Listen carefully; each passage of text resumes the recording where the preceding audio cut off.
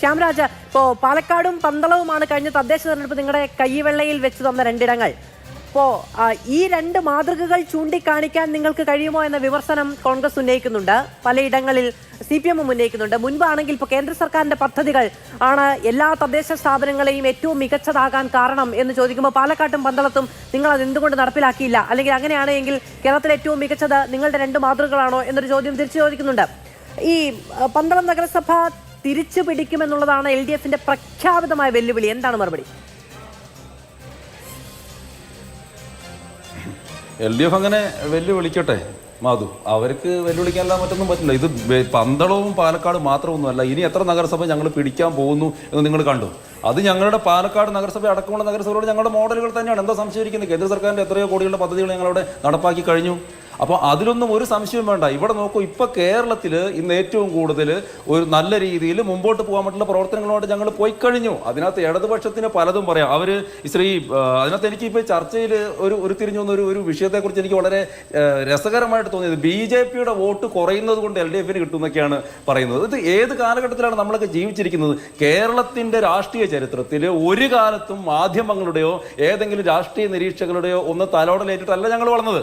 ഞങ്ങൾക്ക് 2015 ഞങ്ങൾക്ക് കിട്ടിയ വോട്ട് 2015 നിയമസഭാ തെരഞ്ഞെടുപ്പിൽ ഞങ്ങൾക്ക് കിട്ടിയ 10% 2021 ആയപ്പോൾ 11.3. കഴിഞ്ഞ ലോക്സഭാ തെരഞ്ഞെടുപ്പിലായപ്പോൾ 2024 ആയപ്പോൾ ഞങ്ങൾക്ക് ഏകദേശം 20% വോട്ട് കിട്ടി. ഇനി കേരളത്തിൽ ഞങ്ങൾ പ്രവർത്തിച്ചത് എങ്ങനെയാണ്? കേരളത്തിലെ ജനങ്ങളോട് രാഷ്ട്രീയം പറഞ്ഞാൽ മാത്രം പോരായിരുന്നു. കേരളത്തിൽ ഞങ്ങൾക്ക് പിടിച്ചു നിൽക്കണമായിരുന്നു. ഈ ഇടതുപക്ഷത്തിന്റെ, പ്രത്യേകിച്ച് കമ്മ്യൂണിസ്റ്റ് പാർട്ടിയുടെ ഒരു വശത്തും മറുവശത്ത് തീവ്ര ഇസ്ലാമിക സംഘടനയുടെയും ആക്രമണത്തിൽ നിന്ന് പിടിച്ചു നിൽക്കണമായിരുന്നു ഞങ്ങൾക്ക് ആദ്യം. ആ പിടിച്ചു നിന്നതിന് ശേഷമാണ് ഞങ്ങൾ രാഷ്ട്രീയം പറയാൻ വേണ്ടി തുടങ്ങിയത്. ഇന്ന് ആ രാഷ്ട്രീയം പറഞ്ഞിട്ട് ഇന്ന് കേരളത്തിൽ ഞങ്ങൾക്ക് ഒരു MP ഉണ്ടായിരിക്കുകയാണ്, 20% വോട്ടുണ്ടായിരിക്കുകയാണ്. CPIക്കുള്ളത് 8% വോട്ടാണ്. അപ്പോൾ അതിൽ കൂടുതൽ വോട്ട് ഞങ്ങൾക്ക് നേടിക്കണം. പിന്നെ കേരളത്തിലെ മുന്നണി സംവിധാനത്തിൽ ഞങ്ങൾ ഇപ്പോഴും കുറേ കൂടെ മുമ്പോട്ട് പോകാനുണ്ട് എന്നുള്ളത് ഒരുപക്ഷെ വേണമെങ്കിൽ സമ്മതിക്കാം. അതിലും BDJS അടക്കമുള്ള ആളുകൾ ഞങ്ങളോടൊപ്പം തന്നെയാണ് ഉള്ളത്. ഇവിടെ ശ്രീ അനിൽകുമാർ പറഞ്ഞത് ശ്രീമതി CK ജാനുവോടൊപ്പം എന്നൊക്കെ ചോദിച്ചു. അത് രാഷ്ട്രീയപരമായിട്ടുള്ള മുന്നണിപരമായിട്ടുള്ള ചില കാര്യങ്ങളാണ്. അതിനകത്ത് അധസ്ഥിത വർഗ്ഗങ്ങളുമായിട്ടൊന്നും നിങ്ങൾ ബന്ധിപ്പിക്കേണ്ട ആവശ്യമില്ല. അങ്ങനെയെങ്കിൽ ഇവിടെ ട്രൈബൽ വകുപ്പ് കൈകാര്യം ചെയ്യുന്ന ശ്രീ OR കേളുവേട്ടന്റെ, അദ്ദേഹത്തിന്റെ കേളു മന്ത്രിയുടെ കയ്യിൽ നിന്ന് എന്താ ഈ ദേവസ്വം വകുപ്പ് എടുത്തു മാറ്റിയത്? അദ്ദേഹത്തിന് അത് ഭരിച്ചാൽ അങ്ങോട്ട് കൊള്ളൂലേ? അത് അദ്ദേഹം ഭരിക്കാൻ വേണ്ടി പാടില്ലെന്ന് അനിൽകുമാറിന്റെ പാർട്ടി പറയുന്നുണ്ടോ? അപ്പോൾ അത്തരത്തിലുള്ള അടിസ്ഥാനപരമായിട്ടുള്ള വിഷയങ്ങൾ, അടിസ്ഥാന വർഗ്ഗങ്ങളുമായിട്ടുള്ള വിഷയങ്ങളൊന്നുമല്ല, അത് മറ്റു തരത്തിലുള്ള മുന്നണിയുമായിട്ട് ബന്ധപ്പെട്ടുള്ള പ്രശ്നങ്ങളാണ്. ഇനി കേരളത്തിലെ ഒരു കാര്യം ഞാൻ പറഞ്ഞു, അടിസ്ഥാന വർഗ്ഗങ്ങളുടെ വിഷയം എന്ന് വെച്ചു, കഴിഞ്ഞ 4-5 വർഷമായിട്ട് കേരളത്തിലെ SC ST വിഭാഗത്തിൽപ്പെട്ടുള്ള വിദ്യാർത്ഥികൾക്ക് ഗ്രാന്റ് കൊടുക്കുന്നില്ല. സ്കൂളുകളിൽ വലിയ ഡ്രോപ്പ് ഔട്ട് നടക്കുക. അപ്പോഴാണ് ഇവരോട് കിടന്ന് ഞങ്ങളുടെ മുന്നണിയെ പഠിപ്പിക്കാൻ വേണ്ടിയിട്ട് പോകുന്നത്. ആദ്യം ഈ ഇടതുപക്ഷ സർക്കാർ കാണിക്കേണ്ടത്, കേരളത്തിൽ ഡ്രോപ്പ് ഔട്ട് ആകുന്ന കുട്ടികൾക്ക് ഗ്രാന്റ് കൊടുക്കട്ടെ. ആ ഓർക്കൾ മന്ത്രിക്ക് വിളിച്ചിട്ട് മറ്റൊരു വകുപ്പ് കൂടെ കൊടുക്കട്ടെ. അത്തരത്തിൽ മറ്റ് പിന്നോക്ക വിഭാഗത്തിൽപ്പെട്ടുള്ള ആളുകളുടെ ജീവിത നിലവാരം വർദ്ധിക്കട്ടെ. അവർക്ക് ലൈഫിൽ പുതിയ വീടുകൾ കൊടുക്കട്ടെ. മുഴുവൻ വീട് ഇല്ല, പൂർത്തിയാക്കാതെ കിടക്കാണ്. ഒരു കാര്യം കൂടി, അതിദാരിദ്ര്യ വിമുക്ത കേരളം. ഏത് അതിദാരിദ്ര്യ വിമുക്ത കേരളം? ലോകം മുഴുവൻ പഠിക്കുകയാണ്, ശരിയാണ്. ഈ ലോകം പഠിക്കുന്നത് എന്തിനാണെന്നറിയോ?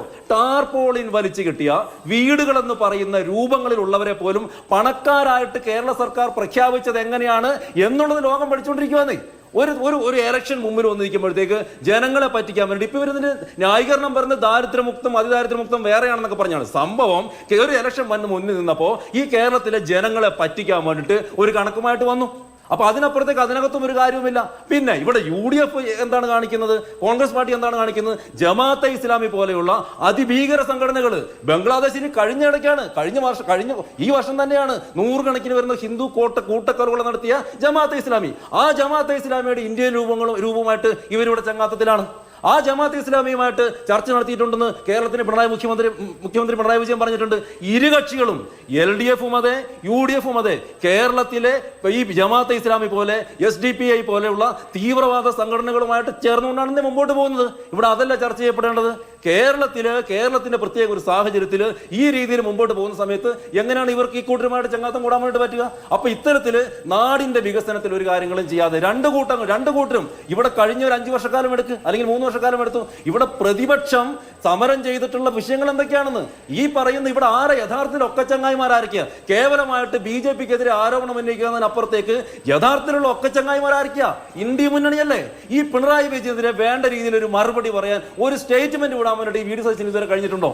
ഏതൊരു വിഷയം നിങ്ങൾ എടുത്ത് നോക്ക്, ഏത് വിഷയങ്ങൾ വേണം നിങ്ങൾ എടുത്ത് നോക്കിയോ. അപ്പൊ അവരിവിടെ ബഡാഭായി ചോട്ടാഭായിയെ കളിച്ചിട്ട് ഈ ഒക്കച്ചങ്ങായിമാരെ നിന്നിട്ട് കേരളത്തിന്റെ വികസനത്തിനെ മുഴുവനായിട്ട് മുരടിപ്പിച്ച് കളഞ്ഞില്ലേ?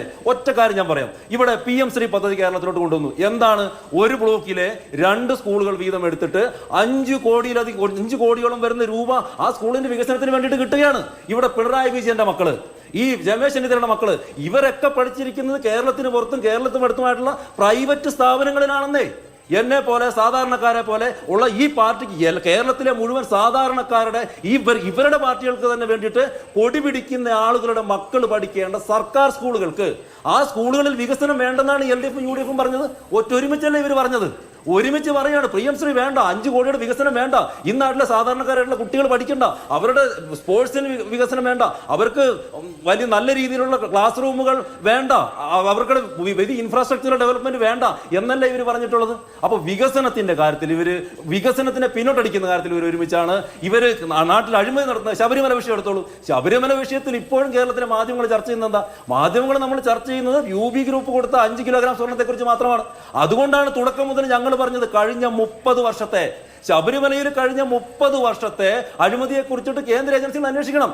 ഇവിടെ നോക്ക്, ഇവിടെ ഈ A പത്മകുമാറിനെ പോലെയുള്ള കമ്മ്യൂണിസ്റ്റ് നേതാക്കന്മാർ ജയിലിലാകുമ്പോൾ മറുവശത്ത് VS ശിവകുമാറിനെ പോലുള്ള ആളുകളുടെ അനിയന്മാര് വിജിലൻസ് അന്വേഷണം നേരിടുന്നുണ്ടെന്നേ. അപ്പൊ ശബരിമലയിൽ അഴിമതി നടത്തിയ ആരൊക്കെയാണ്? LDF-ഉം UDF-ഉം ചേർന്നിട്ടാണ്. ശബരിമലയിലെ ദേവസ്വം കൈയാളിത് ആരൊക്കെയാണ്? LDF-ഉം UDF-ഉം ചേർന്നിട്ടാണ്. ഇവിടെ ഈ PM ശ്രീയെ എതിർക്കുന്ന ആരാണ്? LDF-ഉം UDF-ഉം ചേർന്നിട്ടാണ്. ഇവിടെ വിലക്കയറ്റം ഉണ്ടായത് എങ്ങനെയാണ്? ഇവർ രണ്ടുപേരും മാറി മാറി ഭരിച്ചുകൊണ്ടാണ്. അങ്ങനെ ഒക്കച്ചങ്ങായിമാരായിട്ടുള്ള ഇരുവർക്കുമെതിരെ അതിശക്തമായിട്ടുള്ള ജനരോഷമുണ്ട് എന്ന് തന്നെയാണ് ഞങ്ങൾ വിശ്വസിക്കുന്നത്.